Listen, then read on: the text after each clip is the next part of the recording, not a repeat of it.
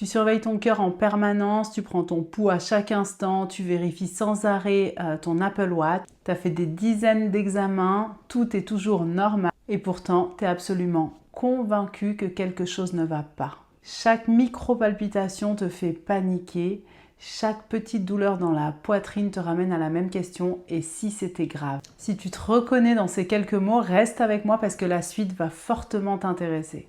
Je m'appelle Mina, je suis experte anxiété, crise d'angoisse et hypocondrie et tous les jours j'accompagne des gens qui, comme toi, souffrent d'anxiété liée à la santé et plus particulièrement liée au cœur. Je sais exactement à quel point c'est épuisant et drainant de vivre avec cette anxiété au quotidien, d'avoir cette peur permanente qui pèse au-dessus de ta tête comme une épée de Damoclès. Mais je sais aussi que c'est pas irréversible et qu'il est possible de s'en sortir et c'est exactement ce qu'on va voir aujourd'hui.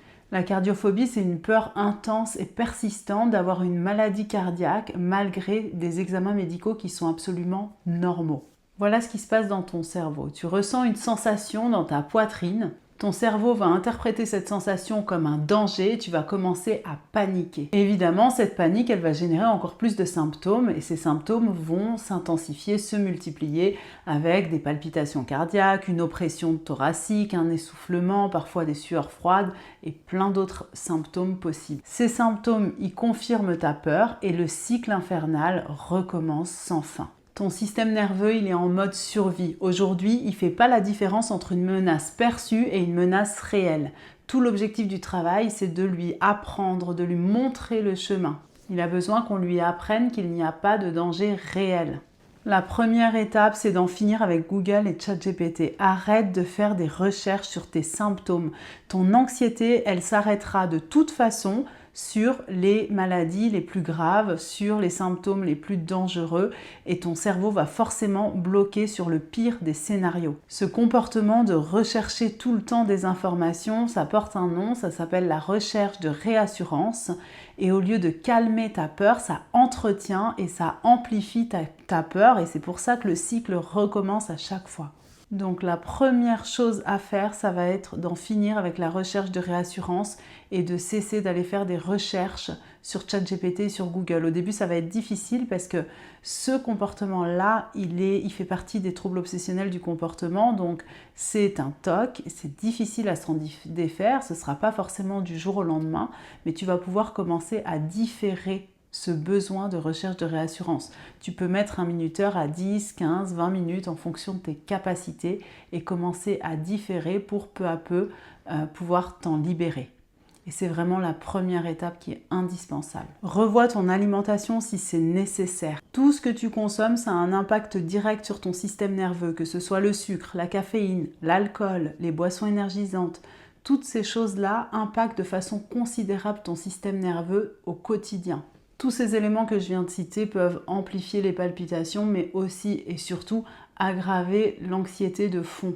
Ici, ce n'est pas une question d'être au régime, c'est vraiment de cesser d'alimenter ton anxiété. À chaque fois que tu consommes toutes ces substances, que ce soit la nicotine, la caféine, la théine en quantité 1, j'entends, mais aussi le sucre raffiné et les boissons énergisantes, par exemple, ce que tu fais quand tu fais ça, c'est que tu es en train de donner à manger littéralement à ton anxiété. Tu la nourris, tu lui donnes du fuel, tu mets de l'essence dans son réservoir. Donc à partir d'aujourd'hui, cette deuxième étape, ce sera de faire attention à ce que tu consommes, d'être plus conscient, d'être plus consciente de ce que tu consommes dans ton quotidien, comment tu alimentes ton corps, mais aussi comment tu alimentes ton cerveau. Les deux sont absolument indissociables. La troisième étape, reprendre le sport. S'il y a un dénominateur commun à toutes les personnes que j'accompagne dans le cadre de la cardiophobie, c'est l'arrêt du sport. Et ça, c'est le plus gros piège de la cardiophobie. Tu évites le sport parce que tu as peur que ton cœur te lâche et quand tu évites le sport, tu indiques à ton cerveau qu'il y a un danger à faire du sport. Donc lui, il enregistre que c'est dangereux, qu'il faut faire attention, qu'il faut mieux prendre l'ascenseur et ne plus prendre les escaliers et tu commences de plus en plus à réduire l'effort physique jusqu'à aller à marcher doucement comme un papy ou à faire comme je faisais, à t'arrêter dans les escaliers pour t'assurer que tes BPM ne montent pas trop haut.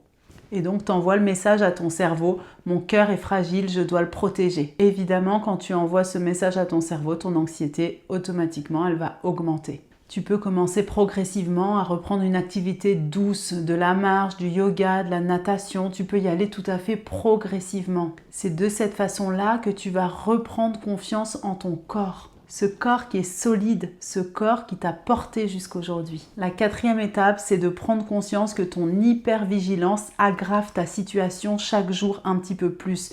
Le fait de tout surveiller comme ça amplifie ton anxiété sur une base quotidienne et ça aggrave ta situation. Prendre ton pouls toutes les 5 minutes, vérifier ton Apple Watch, pire, faire des électrocardiogrammes, oui, je te vois toi aussi, poser ta main sur ta poitrine, etc.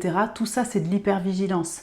C'est ce qu'on appelle des comportements de sécurité et quand tu fais ça, tu montres encore une fois à ton cerveau qu'il y a un danger. Quand tu vérifies, ton cerveau te dit effectivement il y a quelque chose à vérifier, on est sur un potentiel danger ici. Et du coup, ton cerveau, il reste en alerte permanente et sans le vouloir, tu entretiens cette cardiophobie avec cette hypervigilance, avec ces contrôles permanents. Arrête de vérifier sans arrêt. Tu peux différer de la même façon que tu le fais avec la réassurance. Diffère ces contrôles, diffère le fait de te palper, le fait d'aller regarder ton Apple Watch, le fait de poser ta main sur ta poitrine, de prendre ton pouls. Tout ça, c'est important d'apprendre à différer dans un premier temps pour t'en libérer pour de bon parce que c'est ce qui entretient aujourd'hui ta cardiophobie. Maintenant, on va parler exposition progressive. C'est une étape absolument indispensable. Aujourd'hui, ta cardiophobie, elle se maintient parce que tu évites absolument tout ce qui pourrait déclencher la moindre sensation cardiaque. Ok ? L'effort, l'émotion, la chaleur, tu connais toutes ces situations que tu évites, tu les connais aussi bien que moi. En évitant toutes ces situations, tu ne donnes jamais l'opportunité à ton cerveau de voir que tu peux être soumis à toutes ces conditions et ne pas avoir de problème cardiaque pour autant.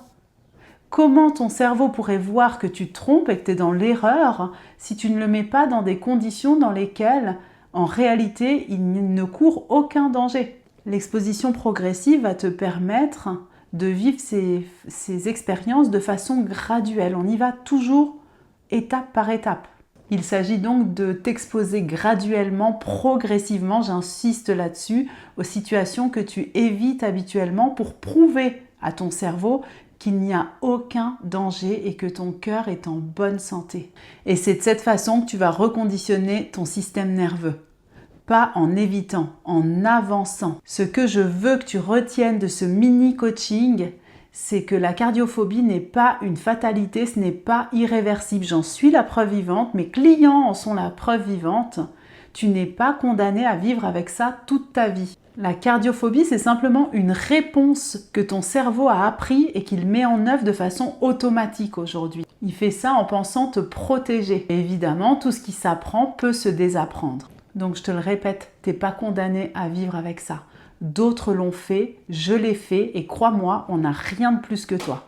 Si tu sens que tu as besoin d'aller plus loin, d'avoir un accompagnement sur mesure qui est plus adapté à ton besoin spécifique, tu peux me contacter sur Instagram et je me ferai un plaisir d'échanger avec toi pour voir si je suis en mesure de t'aider à te libérer une bonne fois pour toutes de cette cardiophobie. J'espère que ce mini-coaching t'a fait du bien. Je te retrouve très vite dans une nouvelle vidéo. Dans l'intervalle, prends grand soin de toi et de tes pensées. À très vite.